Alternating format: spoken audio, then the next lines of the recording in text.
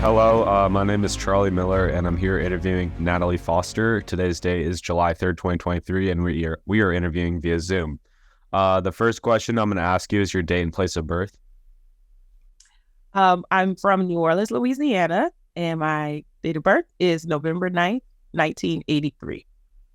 And can you talk about your family, specifically like your parents, their occupations, and if they had a military history, could you speak to that? Yes. So my mother, father, they live in New Orleans. My mom, she is a nursing assistant. She's kind of been doing it all of her life. And then my dad also, he's been in lawn care the majority of his life. So he has a lawn care business as well. Neither of them have served in the military, but I do have family members who have served in the military that I was grew up with and was raised by. So would you like elaborate on that or no? If you want to, sure, go ahead. Yeah. Okay, cool. So I have an uncle who was a Marine. He retired as a sergeant first class. I also have another uncle who was in the Army. He retired as a sergeant first class. Oh, my Marine uncle, he was a gunnery sergeant. I think that's what the Marine rank is. But either way, both of them retired as E7.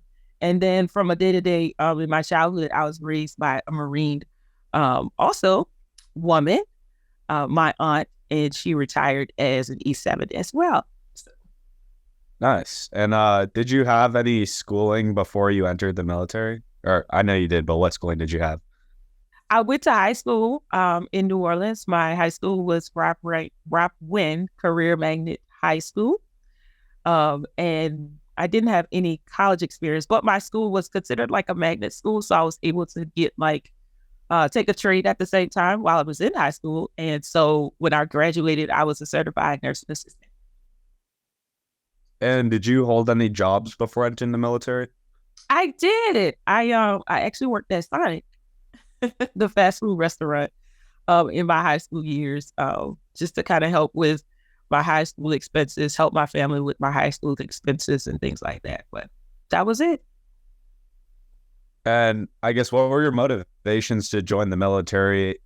What branch did you enter and why? So what motivated me to join the Air Force specifically was my aunt. She was a Marine and she had already given me kind of guidance on military life. I kind of lived it through her. And she said for the quality of life reasons, it was better for women to join the Air Force. I did look into the other branches, but I kind of did a process of elimination with those. So for the Navy, nothing against the Navy, I didn't know how to swim. So I was like, oh, well, can't do that. They teach you how to swim in the Navy, by the way. So that just wasn't my path. And then the Army, wasn't really my fancy. So I just landed on the Air Force. And initially when I joined, it was because I wanted to go to college. And the military offered, paying for your college tuition while you serve. So that was one of the things. Also my aunt. And then, just having stability and being a part of something bigger than myself. I was always intrigued by doing something, for the country in that aspect. So that's what led me to join. And what was your family's thoughts? I imagine since you have so many family members in the military, they were pretty supportive. Yes. Surprisingly, my mom was a little shocked. And I think the decision kind of caught her off guard. But she was very supportive, when she realized that it was something that I wanted to do because I actually joined when I was 17. So when you join when you're 17, you need your mom and your dad's permission. And so they both were just like, wow, you want to join? Okay. If this is what you're going to do, then we're going to support you. And then the rest is history. So, yeah. Had you graduated from high school at 17? Or I'm just trying to think, what was the chronology there? Yes. So I did graduate from high school when I was 17. And then I joined the Air Force in August of 2021. And my birthday is in November. Oh, yeah. So I turned 18 in not basic training, but tech school. So towards the latter part of my training, I turned 18. And where did you go to enlist? Was it in New Orleans? Yes, I enlisted in New Orleans. And then I went off to basic training at Lackland Air Force Base. And then I am a career personnelist. So that school, that technical training school is located in Biloxi, Mississippi. So I went to Keesler Air Force Base after I graduated basic training. And what was the basic training experience like for you? It was an eye opener. I think I was naive about my experience and what I was going to be doing. It was completely opposite of what I thought. It was overwhelming. It was a little nerve wracking, a lot of nerve wracking. It was fast paced and just um it just was a lot. It was a lot to experience. Nothing like I thought, I got all of these tips and, people gave me all of these stories about their journey. And it was, my journey, my story was uniquely my own. What I did enjoy about basic training was the food breaks, when we got to eat, when we got to call home, and then also just meeting new people from all over the world who were in my basic training flight. Some of those people I'm still friends with to this day. So that was pretty cool experiencing the camaraderie amongst the other ladies who were in my flight. What were some of the main things you were like learning in basic training to do? So for me, growing up in a military-centric household, I kind of knew some of the discipline type things, just learning how to do the little things well. Just like simple things like, folding a t-shirt or making your bed, all of that stuff I kind of was already doing before I came to the military. So it wasn't as hard, but just getting the foundational knowledge of what the Air Force was, how we played into, national security and being a part of the military services as a whole was kind of the initial thing that we learned. We learned about rank structure. We learned about what a chain of command is, a lot of military tactics on, if you go to war and things like that. So just the profession of arms is what we call it. Just learning the foundation of what the profession of arms is and what it really needs to serve. So that was pretty much the whole 6 weeks. And then we had like a warrior week, like where we were out in the field and, we're doing like war games and war exercises. And that was interesting because I think I'm kind of girly now. I probably always have been, but just getting muddy and, just running and jumping and flipping and all of that fun stuff. Not so fun back then, but now that I look back, it wasn't that bad. Was some of the things that I learned. And then did you go to specialist school after you finished your basic training? So what do you mean, specialist school? Or like, what was the next part of schooling after your basic training? Oh, so in basic training, I had to pick a job, right? So the Air Force has so many different jobs, but they give you options according to what you score on your ASVAB. And so I landed on the personnel career field, which is the equivalent of kind of like human resource management. And then once I picked my school, that's where I went for my technical training in Biloxi, Mississippi at Keesler Air Force Base. And what did you learn there? So there you learn the basics of human resources. So like, I remember taking typing tests. I remember, learning how to craft an email or just correspondence, like how to be able to write, how to be able to communicate. So human resources is more an admin type of job. So just learning computer basics back then, 2001, some things that come natural to us now. But that's what I was learning in my school. Learning the different aspects of like handling military matters with benefits for, people who come into the military and their families, taking care of their families. Like one of the functions of a personnelist is to issue a member's ID card, their military ID card. So I would be the technician on the other side of the machine operating the device that issues military ID cards. And that's for anybody affiliated with the military. So active duty, reserve, the families, and contractors and contract civilians if they need them. So that was one of the things that I learned in my technical training. And then what was your first assignment after technical? My first assignment was to the Washington, D.C. area at Andrews Air Force Base. And that assignment led me to the medical group So in my job, we can go to different administrative functions within a base. And so the medical group had an administrative office that I was assigned to. So that's kind of where I started, as far as like doing my real job after training and basic training, tech training and basic training. And what were your responsibilities? So I was responsible for basically the newcomers. That was my first job, was like being a newcomers program manager. So anybody who came into the unit, they would stop at our office first, and then we would be like their professional welcome to our unit. And so I remember my supervisor put me in charge of the program because they enjoy my personality. Being from New Orleans, we have like big personalities, like to talk. And so she was like, "You'll be great for this program." So basically, I would manage the people who would come into the organization and get them started with their new job, get their credentials, make sure that their personnel records were accurately gained to file, so that we could account for them accordingly on the record books. So that was pretty fun. I feel like as civilians, you always hear about Andrews Air Force Base, obviously in the news. Was there kind of like a higher level of activity or busyness, just given that seems outside looking in as a big hub, or how would you kind of compare that to other places that you've served? So because of the mission at Andrews, I actually, when I got to Andrews, it was right after September 11th. So in basic training, I was in basic training when September 11th happened. And so to be stationed in the nation's capital right after September 11th was a really big eye-opener. Like, it was an eye-opener, and it was a really big deal because everything was on high alert. The operations had changed from previously before I got there. You know, people weren't allowed on base.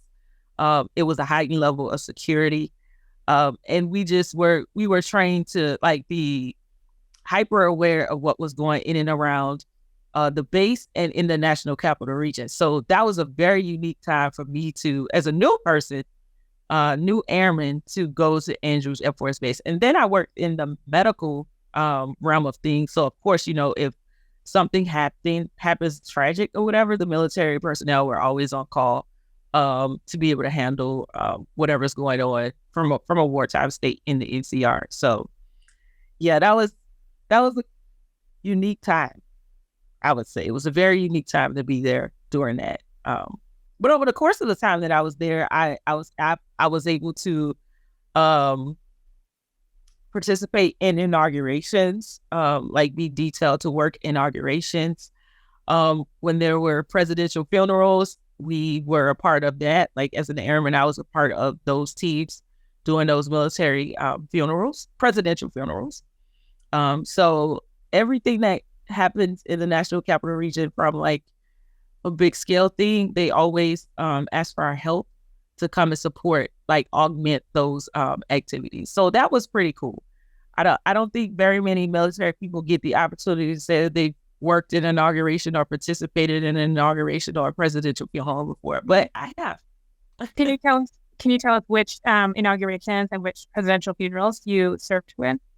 So President Bush, President Barack Obama, both of his terms. I was in the NCR for 16 years. So from 2002 basically to 2017, all of the inaugurations from those time periods. And I can hold on, let me Google it. I'm like, who that? What passed away during that time? I think it's Bush, Obama and Trump, right? Between 17 and 2002. For inauguration, I was thinking. Yeah, so Bush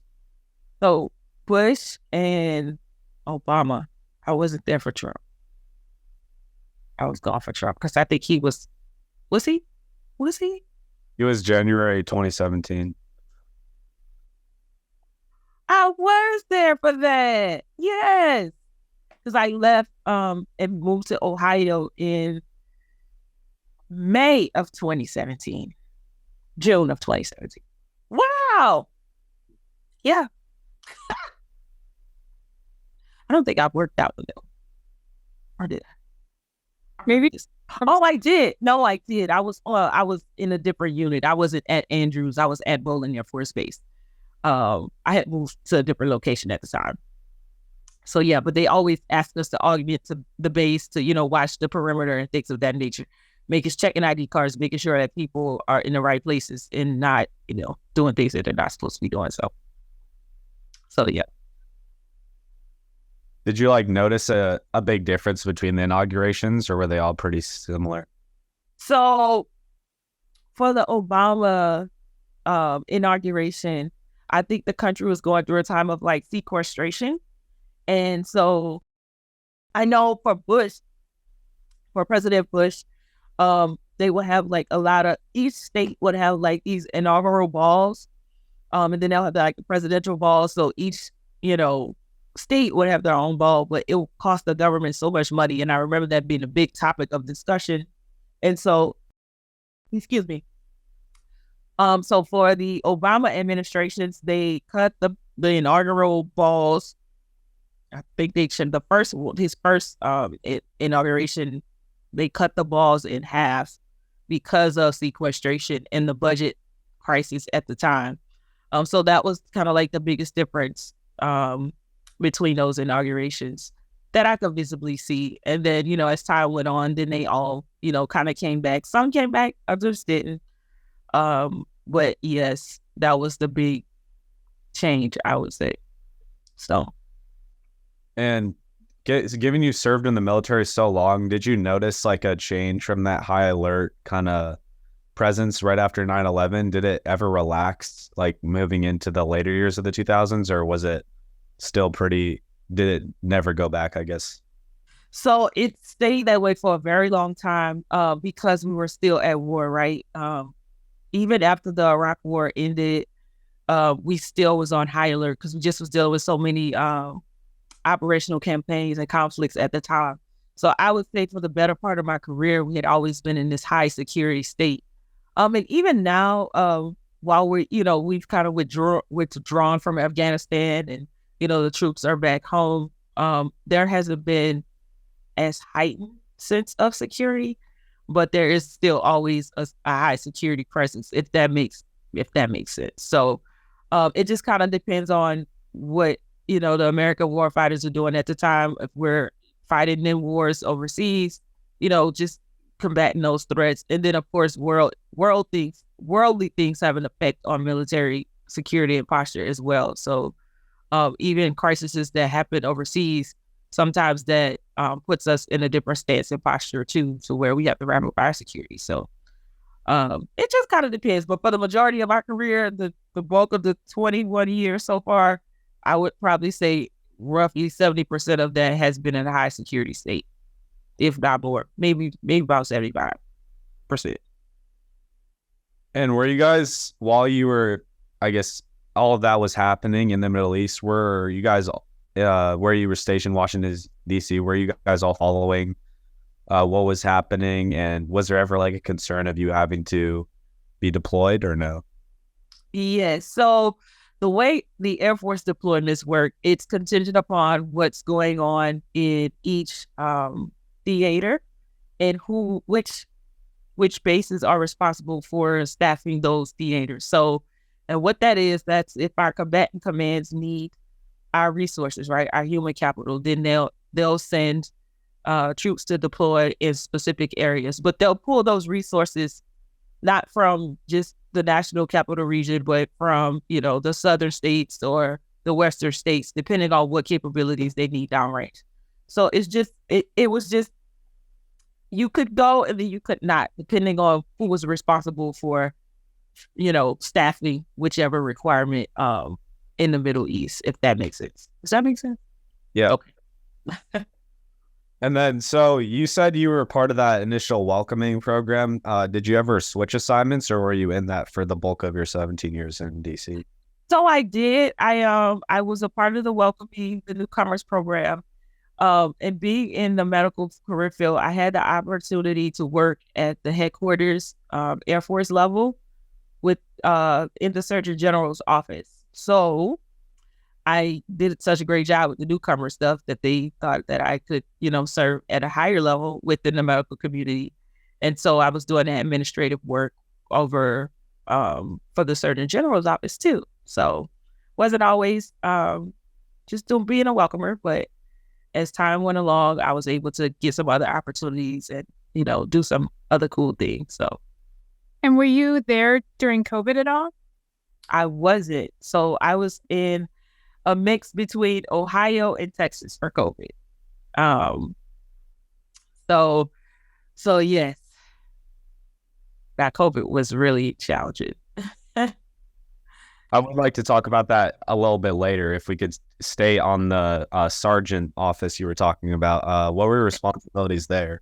The Surgeon General. So basically, I was responsible for all the medical service officers and their enlisted members, just making sure that their personnel records were ready for promotion, making sure that they had accurate documentation of their performance. So we call it civilians call it the appraisal, or just, like that annual review that you get, a written document. We call it evaluations in the Air Force. But I was the person who was in charge of making sure that accountability for those two things, evaluations and promotions, were up to par so that people could be considered fairly for the next grade. So those were my main jobs at the Surgeon General's office. And then we also did promotion ceremonies and then change of command. So whenever we got a new commander, I would do that as well. I would host those things as well, just making sure all of that stuff is going off without a hitch. Sometimes administrative work, people kind of think of it as a thankless job, but they only think of it when they need it, right? Or, it's right or when it's right in their face. So there's always someone behind the scenes trying to make sure everything is going smoothly, and that's kind of what my job was. What was some of the criteria for someone to get upgraded? Like, what were you, I guess, grading them on? So it just varied, right? So each military job has a certain quota or amount of people that they can promote to the next level. But the way that we go about doing that, the Air Force promotes on potential, and then they judge you based off of what's written in your record, in your personnel record. So it's the quality of the writing, the quality of the documents that are in a person's military file weighs greatly on whether or not they meet the requirements to get promoted or not. So my job was to make sure that those documents were error-free, to make sure that the writing and quality of that writing was up to par so that people could be fairly considered during that process. It didn't happen, it wasn't contingent upon my effort to do my job for them to actually go to a board, because we kind of do it in cycles. But as I was working there for a few years, I just had to make sure that I was making sure that everything was okay. So when the time comes, then that person could be considered fairly. And did you have any other assignments in DC before you went to Ohio and Texas, or was that it? Yes, I did have another assignment. I worked in the Defense Intelligence Agency. And I was a part of the Strategic Command, which is a combatant command. And I can only share so much about that, but that was cool, getting a glimpse and the insights to work with intel analysts, and just being at the heart of information when it comes to the intelligence that go on in that community. So we call it the IC community, the intelligence community. Was the intelligence like foreign intelligence, or was it domestic? All intelligence. So the DIA is it's kind of like I would say the sister of the CIA, sister or brother of the CIA, just from a Department of Defense stance. The Central Intelligence Agency is more like in the civilian capacity, but the Defense Intelligence Agency is more of that arm in the DOD, if that makes sense. And can you not speak to like the subject matter of the intelligence, like what kind of stuff you were dealing with, or no? Yeah, no. can't go too into it. No worries. They definitely make us sign an NDA. So yeah, it was a cool gig though. And then, so what were you doing in Ohio and Texas? Were you transferred there? Yeah, so I moved to after I finished my tour in DIA, I moved to Ohio, and I was the leader of at that point I was a section leader for the ID card section. And so I led a team of about 23 airmen where we did those ID card transactions. We also oversaw the service group life insurance function, basically the life insurance policies for all our active duty service members who were on our station. We also handled newcomers, right? So as a young airman, I served and in the capacity of helping newcomers come on board. And then a little further along in my career as an NCO, I lead people who did the same job that I did. So the ones who come behind me or whatever. So that was basically our job. And then also whenever someone new was on base, I led the team who actually went out and did those newcomers briefings, partnered with our finance counterparts and things of that nature to help people get set up on the base. So that was pretty cool. And you said COVID was a hard time. Can you speak to, I guess, why and how it affected your job? Yeah. So I think COVID shifted the military's technological stance so that we were able to work from home. Because prior to COVID, the military people would go into the office to work. And so as an administrative person, it was a difference when we had to just work from home. And so initially the challenges were the bandwidth of the capacity of the system and people being able to get online and stay online. Just the connectivity was kind of a challenge. But I think the military has come a long way as far as like being able to accommodate, online workflow, right? So when everybody's forced to stay home and work from home, that kind of was a stressful time as well. But the good side of that, I felt like I was a little bit more productive, but I worked a lot, probably way more than normal. And I think that's just kind of the whole vibe of teleworking, right? But it was interesting to see how the military kind of adjusted to the posture of being able to work from home, because that was something that was just never a thought. But we did it, so it wasn't so bad. And do you see some of those jobs like staying online, or have most people gone back to work in person? Most people have gone back to work in person. At the job that I'm currently at, because when COVID hit, I was in the middle of moving to the current job that I'm in now here in Texas. And so for the first 2 years that I was here in Texas, I worked from home. Like I had met my boss in like a year face to face. But since we all have transitioned back into the office with the option to telework, if need be, right? So having the flexibility to kind of telework from home if needed is a cool thing, but we're kind of all back in the office now. And have you exited the military? You said you took a job in Texas. Is that with the military? Is that private? No, it's with the military. I'm actually still on active duty. I have not retired yet. August will be 22 years of service for me. And so so I'm still serving. Tomorrow I'll be at work. So yes. And is it more stuff surrounding like IDs and setting people up for their service, or you have a new responsibility? So I have a new responsibility in this capacity, in this job where I work. I'm at the Air Force's Personnel Center, which is, I call it the mothership of personnel of my job, because we handle all matters from a personnel standpoint at this particular location. And I say all matters across the life cycle of an airman. So active duty, retired, Guard and Reserve, and their families. So at the Personnel Center, we service about 320 total force airmen, and that's including retirees, active duty reservists, and the families. And then in my job specifically, what I do right now is I am an assignments manager, superintendent is what they call me, an assignment superintendent, where I actually work with people to put people on assignments to different locations across the Air Force. So what that means is, so when I kind of explained to you all of the different areas that I worked and the bases that I moved to, when I got the order to go to a different base, it came from the office that I currently work at. Does that make sense? Yeah.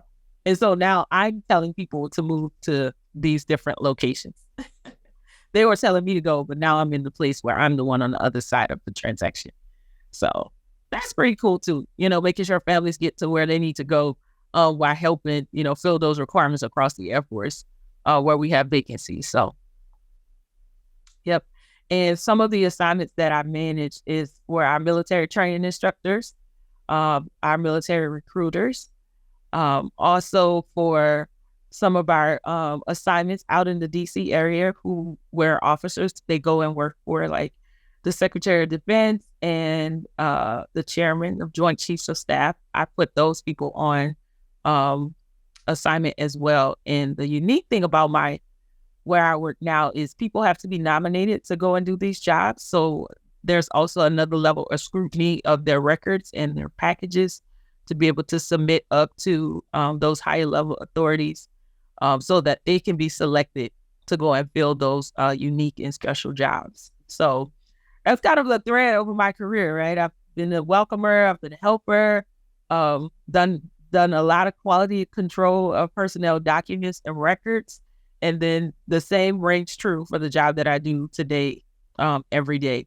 I'm still screening records. I'm still, making sure that they are they're pristine enough for people to compete for specialty type jobs that also help them get promoted. So still doing it, 21 years. And what's your current rank? My current rank is Senior Master Sergeant. So I'm an E8. That's the grade. And so I've been a Senior Master Sergeant for about the last 2 years. Congratulations. Thank you. Big deal. Yes.